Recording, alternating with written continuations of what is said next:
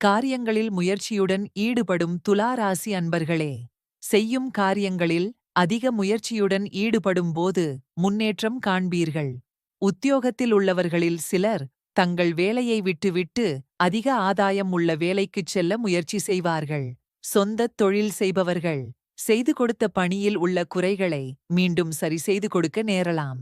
கூட்டுத் தொழில் செய்பவர்களுக்கு எதிர்பார்க்கும் லாபத்தில் குறை எதுவும் இருக்காது.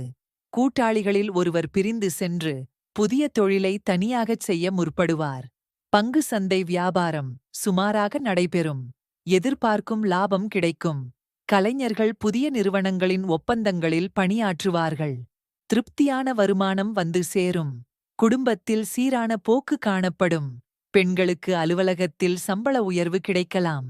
சிறப்பு பரிகாரம்: இந்த வாரம் புதன்கிழமை சுதர்சனப் பெருமாளுக்கு நெய் தீபம் ஏற்றி வழிபடுங்கள்.